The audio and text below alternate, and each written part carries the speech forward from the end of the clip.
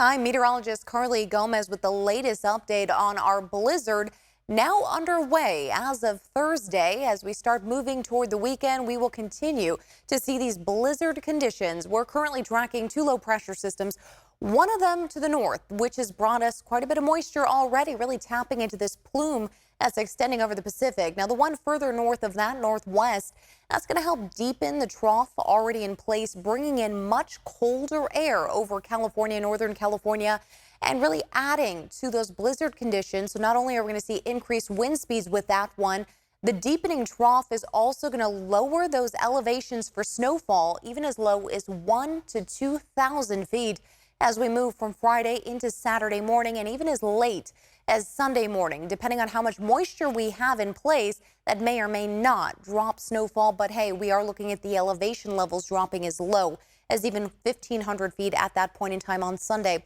Now, taking a look at the satellite radar as of Thursday, leap year, or leap day, I should say, we are looking at a lot of the showers that have been pushing through the afternoon, evening. It's taken quite some time for them to actually start exiting much of the Sacramento area. We're now looking at them just south of Elk Grove towards Stockton as of 9 p.m., pushing into Modesto. Heavy showers still continuing from Placerville all the way down to Sonora.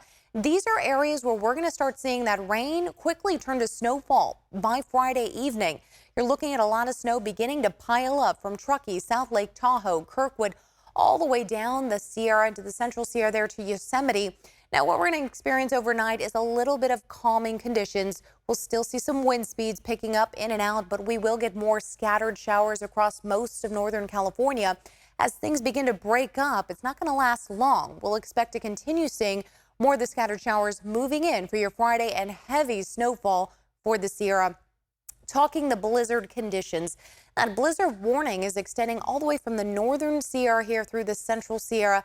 Now, further south from the Central to Southern Sierra is where we're going to be looking at a winter storm watch, and there is a pretty big difference, which we'll get to in just a sec. But taking a look, the issue date here Thursday around lunchtime until Sunday 10 a.m. This is a long period of time for a blizzard warning to be issued. We really don't see them as often and not as widespread. We typically show you maps like this in that pink shade there where you're looking at a winter storm watch. And although it could produce a lot of heavy snowfall, we typically don't see the winds and at least the sustained winds playing a part.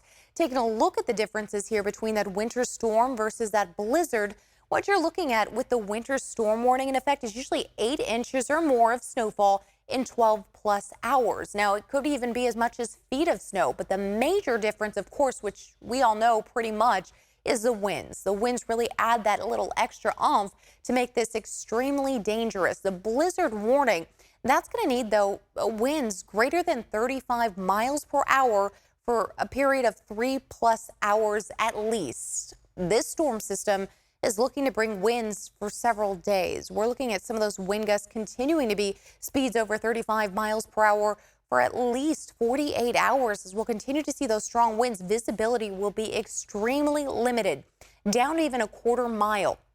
Travel alerts are in place. Caltrans is ready to close roadways, delay major roadways, and put everything at a standstill if need be. And it's most likely, if inevitable, that this will happen. The heavy snowfall creating whiteout conditions and near impossible travel. This is why they are asking people to please just do not go, do not attempt. Your period of time to have gone has passed. Now we're looking at Friday and Saturday creating very difficult conditions out there, very dangerous and potentially deadly conditions on the roadways. Let's talk about how much snow we're actually going to get or could potentially get, because this is record potentially setting snowfall. The Central Sierra Snow Lab's snowiest days, at least the top three, 47.5 inches, 48.5 inches, and 52 inches in one day. These were set in 1989, 1992, and 2004. Now, the snow rates, which we're expecting, are anywhere from 2 to 4 inches per hour. That's a lot of snow in a short amount of time. Let's do the math just for fun, right? 2 inches of snow in 24 hours is 48 inches. That would already basically tie or get near third place lead here. 2.5 inches of snow in 24 hours is 60 inches. That would be a new record. 3 inches of snow would be a new record as well, but that would bring us 72 inches. Could you imagine? That highest snow total was 52. 4 inches would bring us 96 inches. Now, we do not anticipate all of that happening in one single day. That is just a lot. But the median would be closer to about 2 to 2.5 inches, which if we do see 2.5 inches per hour, that would bring us to 60 inches, a brand new record for the Central Sierra Snow Lab. Now let's talk snow levels, because a lot of people are worried about how low this is going to drop, and it's going to be dangerous for a lot of communities not used to getting this much snowfall, especially for our friends in Camino, Pollock, Pines, Sonora, Arnold. We're looking at quite a bit of snowfall, and in a short amount of time, this is going to cause major delays and school closures potentially into early next week. Starting off for your Thursday, 5,000 to 6,000 feet in elevation is expected to drop down Friday to as low as about 3,000 to 4,000 feet. So now we're getting into some communities where, hey, they're kind of used to seeing some of that snow, but not as often. Finally, moving into Saturday and even Sunday morning, we could see the elevations as low as even 1,000 to 2,000 feet. Now, put this in perspective, 1,000 feet is just North Auburn. We're looking at that area around 1,200 feet. So we're looking at our friends and communities potentially seeing snowfall, at least light flakes, maybe not adding up to very much, but seeing a lot of snowfall coming in a short amount of time. This is about a 48 to about a 52-hour storm system with heavy snowfall. As we take a look here at our snowfall totals, moving just through Friday morning, 7 a.m., we could get as much as about 1.5 feet there through Donner. 20 inches, Twin Bridges, 22 Kirkwood. You're looking at 19 Bear Valley, and these are all our computer models, the GFS, showing us what we could potentially start seeing.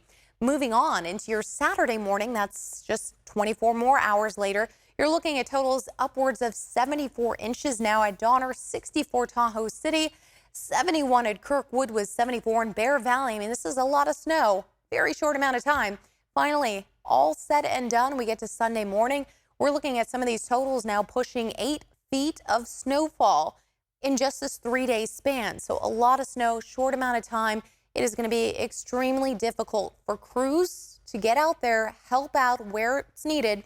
That includes emergency crews, chain supplies, and even power outages. We're expecting to see power outages with not just snowfall, but looking at strong wind gusts, pushing down power lines, trees, that sort of thing. It's going to take crews a long time to get into this deep snowpack and actually repair some of those lines. So again, when I say this is a dangerous situation up there, it truly is. Not only are we talking feet of snow, but intense wind gusts. It's going to make it difficult just to clear roadways and get anyone through in general. And now let's talk about our friends a little bit lower in elevation. Check out Sonora, 8 inches. Jackson could see 2 inches. Ione, maybe 1 inch for you if you're lucky, if it sticks. 7 inches Placerville, 14 inches in Forest Hill, 10 inches in Nevada City. And we're looking at a lot of areas further down here, also looking at anywhere from 1 to 8 inches potentially at the lower foothill spots.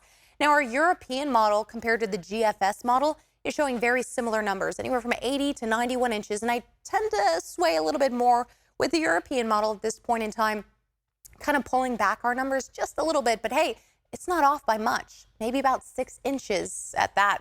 All right, let's talk wind gusts, because as mentioned, the valley is going to get wind gusts as well with a wind advisory in place, but the Sierra continued winds over 35 miles per hour expected, and the Sierra crest over toward Nevada is going to also see those strong wind gusts continue. We really don't see the colors changing for the Sierra day after day. We see some pretty decent changes for the valley, but things will start picking up once again Friday night, 9 p.m. for the valley, and continuing to be strong for the Sierra crest.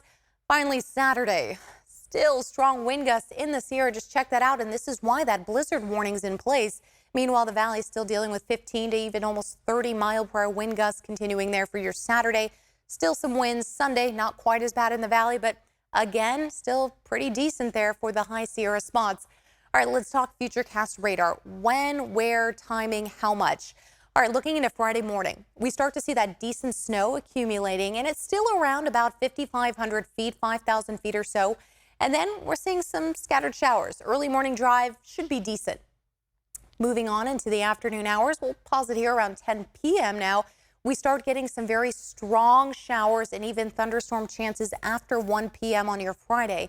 Then we'll see those gusts continuing for the Sierra, but notice the elevation. That begins to drop down Arnold, Sonora toward Yosemite, especially a little further south toward areas around the Central Valley. We're starting to get those strong winds there and elevations of snow starting to push a little further down toward that mountainside or that hillside, pushing downhill.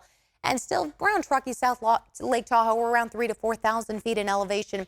Finally, check this out. As we move into Saturday morning, 3 a.m., you really see the extent of that low elevation snowfall. We start getting some breaks in the cloud coverage. That is letting in some cold Gulf of Alaska air, yes, Arctic air in, and that's dropping some of our snow elevations into your Saturday and potentially as late as early Sunday morning. If we still have moisture, we're still going to see some low snow due to that cold air moving in. Sunday around lunchtime, it looks like some of the scattered showers may still linger around. If you had plans or wanted to do something on Sunday, you thought, hey, we're all done Sunday, you may have to wait until the afternoon, evening hours before things really start drying out. All right, let's look at the rainfall totals. We haven't talked about that much. We've been really focused on the snow because it is going to be a big deal there. But we're going to look at anywhere from a ½ inch to an inch and a half of rain up and down the valley over 3 to 4 days. It's not really that much rain, but we're really focused on the winds and the wind advisory that's expected to be in play throughout Friday into Saturday. All right, looking at our temperatures, at this point in time, it's not really about the temperatures necessarily. We're not going to be too cold. We won't be too warm. We'll be right around those low 50s to mid 50s in Ione. And if you had plans to head over to the Bay Area for the weekend, you can do so. A little windy out there, but we are looking at some showers and windy conditions everywhere. Mid 50s to upper 50s, overnight lows in those upper 40s, the valley spots. Sacramento down to the San Joaquin Valley, right around the mid 50s, maybe a couple of low 60s out there. And then finally, as we take a look at our 10-day forecast, we're getting through this storm system, and by Sunday afternoon, we should start seeing some peaks of sunshine. We have 2 days to hang out and enjoy some sunshine between the next storm system that's expected to kind of brush past us. This isn't a huge event, just some little scattered showers pushing in and out of the area on Wednesday. We move toward the following weekend. We may see a little bit more of those shower chances re-arriving.